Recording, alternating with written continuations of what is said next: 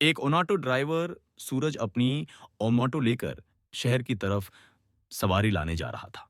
तभी सामने police barrier के पास 5 पुलिस वाले खड़े होकर आने जाने वालों का इंतजार कर रहे थे, क्योंकि सुबह से अभी तक उनके हाथों में एक भी मुर्गा नहीं फंसा था। तभी ड्राइवर सूरज ऑटो को जैसे ही सामने ले जाता है, तो उसके ऑटो को 5 पुलिस वाले 5 रोक लेते हैं, और उनमें से एक बड़े मूंछों वाला पुलिस कांस्टेबल चिल्लाते हुए ड्राइवर सूरज का शर्ट पकड़कर ऑटो से बाहर खींचता है और कहता है, चल 5,000 रुपए निकाल, क्योंकि तुमने ट्रैफिक नियमों का उल्लंघन किया है। तुम्हें जुर्माना भरना पड़ेगा। ऑटो ड्राइवर सूरज कहता है कि सर, मैंने कौन से ट्रैफिक नियमों का उल्लंघन किया है, मुझे जरा बताएंगे। तो उसके बाद पुलिस वाले कहते हैं कि या तो जुर्माना भर, वरना तुम्हें हमारे साथ थाने में चलना पड़ेगा। अब सूरज जैसे उस थाने का नाम सुनता है, तो उनसे कहता है कि मैं जुर्माना नहीं भरूं, मुझे उस थाने के अंदर ही ले चलो, क्योंकि उस थाने के अंदर उसकी पत्नी, जिसका नाम था दिव्या, 2 दिन पहले उस थाने के अंदर उसकी पोस्टिंग हुई थी, और सूरज ने अपनी पत्नी को हंठों चलाकर पढ़ा लिखाकर इस काबिल बनाया था। तो उसे विश्वास था कि उसकी पत्नी उसकी मदद करेगी और पूछेगी कि कौन से ट्रैफिक नियमों का उल्लंघन किया है। इसके बाद सूरज बेखौफ होकर उस थाने के अंदर चला जाता है। वहां पर जाने के बाद एक कुर्सी पर उसको बैठा दिया जाता है। इधर जो डीएसपी मैडम थी, वह फोन पर किसी से कहने लग रही थी कि इस तरह से जानकारी निकालने की कोशिश मत करो। किसी को जरा सा पद क्या मिल गया, तुम लोग सब जगह पर ऐसे ही यूज करने लगे। मेरे नाम को आइंदा मुझसे ऐसी उम्मीद मत रखना। इस तरह की फटकार वह फोन से किसी को लगा रही थी। उसके बाद डीएसपी मैडम वहां पर आती है और कांस्टेबल से पूछती हैं कि इसको क्यों पकड़ कर लाए हो। उसके बाद कांस्टेबल बताता है कि इसने ट्रैफिक नियमों का उल्लंघन किया है और यह जुर्माना देने से मना कर रहा है। अब इसके बाद सूरज आशा भरी निगाहों से अपनी पत्नी की तरफ मुस्कुरा कर देख रहा था। लेकिन तभी उसकी पत्नी कहती है कि अगर यह जुर्माना नहीं दे रहा है, तो इसका ऑटो जब्त कर लो, इसको यहां से भगा दो। इस बात को सूरज जैसे ही अपनी पत्नी के मुंह से सुनता है, तो एकदम हैरान और परेशान सा हो जाता है, क्योंकि उसकी पत्नी को उसने ऑटो चलाकर पढ़ा लिखाकर इस लायक बनाया था, और उसकी पत्नी ने आज उस ऑटो को ही बंद करने के लिए बोल दिया था, जिस ऑटो की वजह से वह डीएसपी बनी थी। अब इसके बाद लंघन मायूस हो जाता है और दिव्या की तरफ सूखी सी आंखों से देखने लगता है।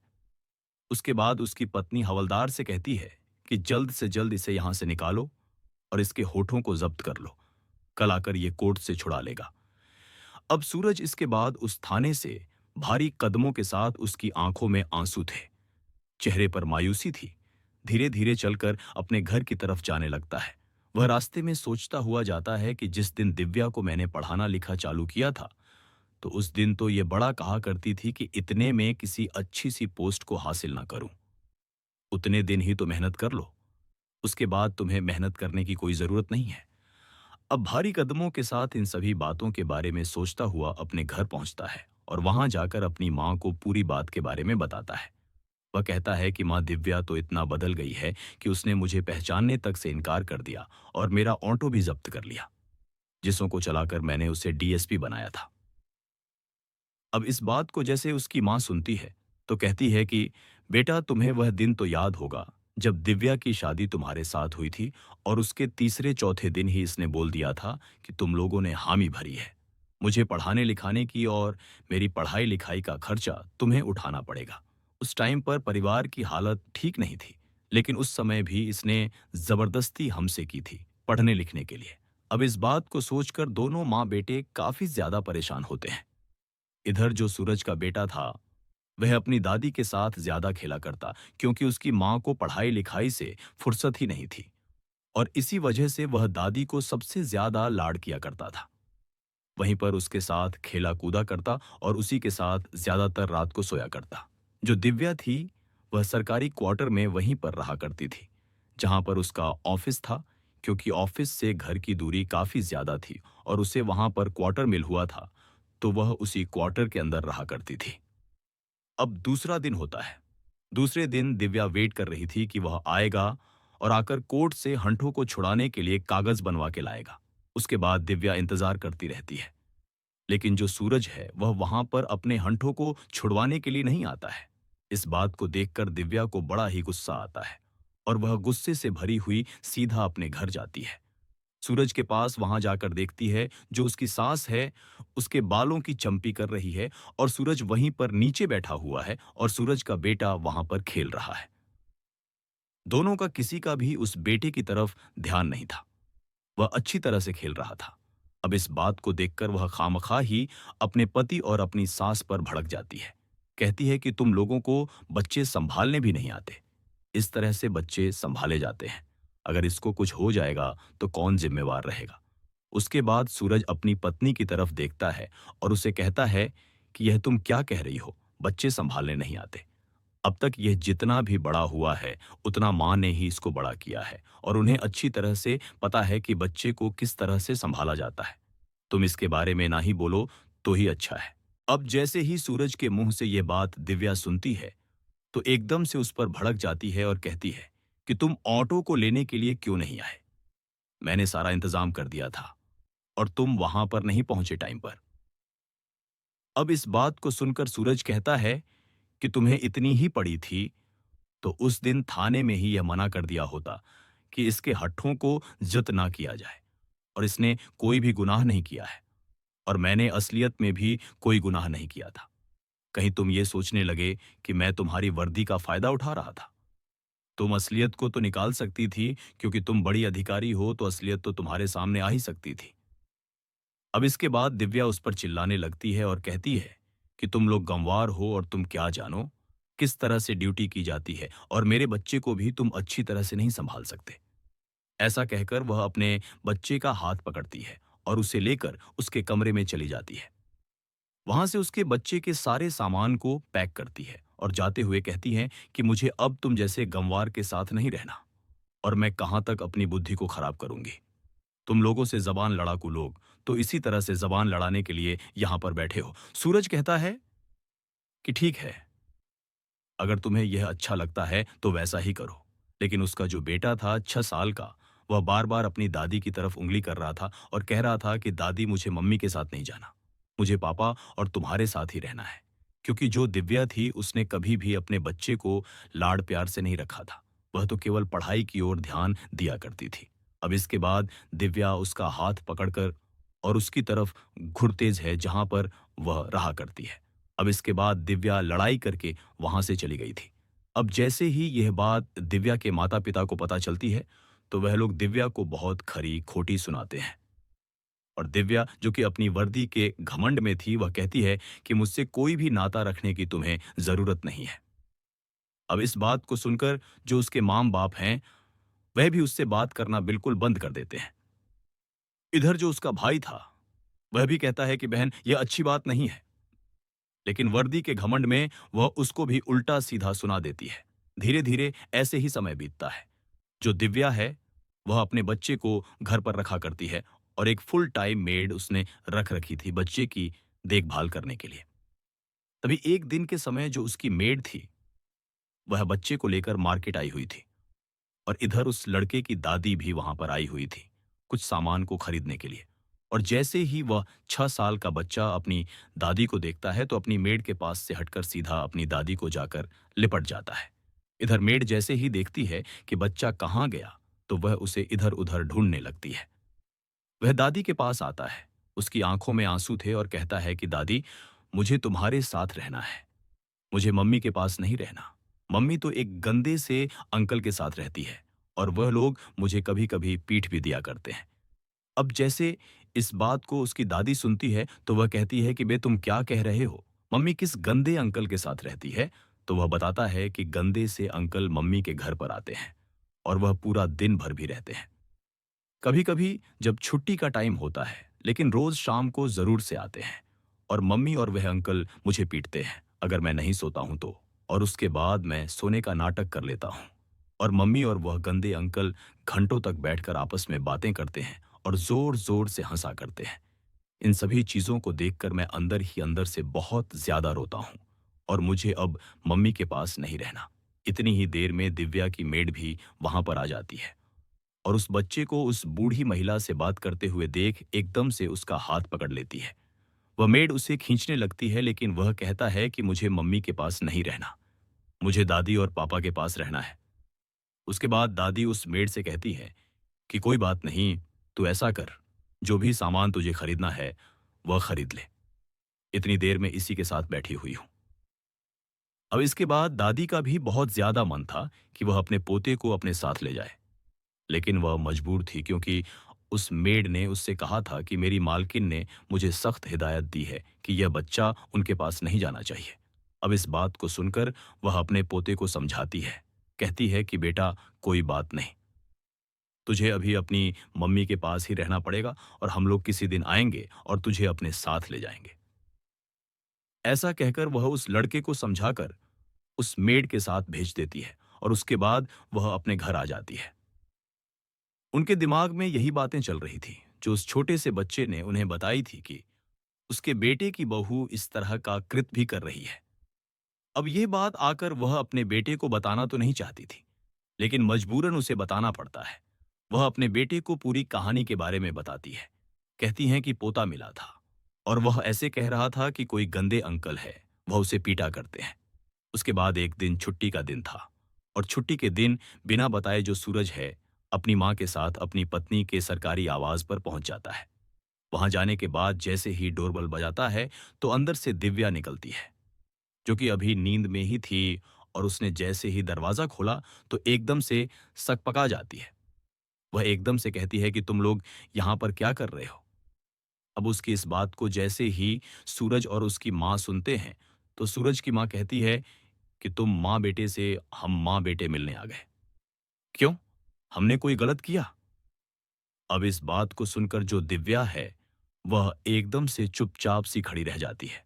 इसके बाद सूरज उस घर के अंदर घुसता है और वह देखता है कि उसके कमरे के अंदर बेड के ऊपर एक नौजवान लड़का लेटा हुआ है और उनका जो बच्चा है वह दूसरे बेड पर ऐसे ही पड़ा हुआ है। अब इन सभी चीजों को देखने के बाद सूरज को बड़ा गुस्सा आता है और वह एकदम से एक जोरदार छांटा अपनी पत्नी को जड़ देते हैं। और जैसे ही दिव्या के एक चांटा लगता है तो वह व्यक्ति खड़ा होता है और कहता है कि कौन है यह बदतमीज जो यहाँ पर आकर तुझे छांटा मार रहा है। उस बाद दिव्या एकदम से उस व्यक्ति से कहती है कि यही तो है मेरा निकम्मा गंवार पति। अब इस बात को जैसे सूरज सुनता है उसे और भी ज्यादा गुस्सा आता है। गुस्से के मारे उसका शरीर कंपन करने लगता है, लेकिन उसकी माँ ने उसे समझा रखा था कि बेटा इस तरह से नहीं किया करते, या पहला चांटा तो उसने ऐसे ही मार दिया था क्योंकि वह भावनाओं में बह गया था। अब इसके बाद वह जाता है और अपने बेटे को अपनी गोद में उठाता है और कहता है कि अच्छा, तो इसीलिए तुम यहां पर रहा करती थी। दरअसल दोस्तों, जो और व्यक्ति था जिस अंकल के बारे में उनका लड़का बात कर रहा था, वह और कोई नहीं, दिव्या का सीनियर था जो ट्रेनिंग के दिनों से ही दिव्या के साथ अवैध प्रेम प्रसंग में था। अब इसके बाद जब सारा भेद खुल ही गया था तो दिव्या भी कहती है कि चलो ठीक है, ये तो अच्छा हुआ जो तुम लोगों ने आकर अपने आप ही देख लिया। वह कहती है कि मुझे तुम जैसे गमवार से कोई रिश्ता नहीं रखना और आज के बाद मुझे अपनी शक्ल मत दिखाना। इसके बाद सूरज अपने बच्चे को लेकर वहां से जाने लगता है। उसकी माँ भी पीछे मुड़कर जाने लगती है। तभी दिव्या एकदम से सूरज को रोकती है और कहती है कि जाते जाते इस काम को और कर जाओ। मैंने डिवोर्स के पेपर पहले ही तैयार कर रखे हैं और इस पर साइन भी कर दो। उसके बाद सूरज उन पेपरों पर साइन कर देता है और वहां से अपने बच्चे को लेकर चला जाता है। वह घर जाकर एक कमरे के अंदर बैठे हुए थे। उसने दिव्या को डिवोर्स दे दिया था। डिवोर्स भी उनका लगभग कंप्लीट ही हो गया था क्योंकि दिव्या ने पहले से ही डिवोर्स के पेपर बनवा रखे थे।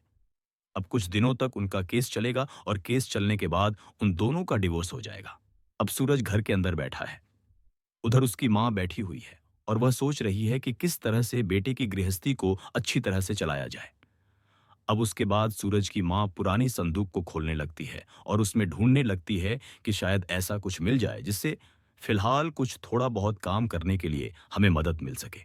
ढूंढते ढूंढते संदूक के सबसे नीचे उसे एक पेपर मिलता है, एक जमीन का। उसके बाद में उस पेपर को सूरज को दिखाते हुए कहती है कि बेटा, देखो ये क्या चीज है।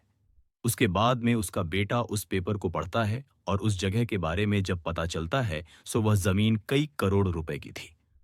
अब जैसे ही वह जमीन के बारे में उन्हें पता चलता है तो वह लोग उस जमीन को बेचते हैं और उससे करोड़ों रुपए उनको मिल जाते हैं। अब करोड़ों रुपए उनके पास आ गए थे। अच्छा सा घर बनाते हैं। और जो सूरज था, सूरज पढ़ने में काफ़ी ज़्यादा होशियार था। लेकिन अपनी पत्नी की पढ़ाई के लिए उसने अपनी पढ़ाई को दाँव पर लगा दिया था।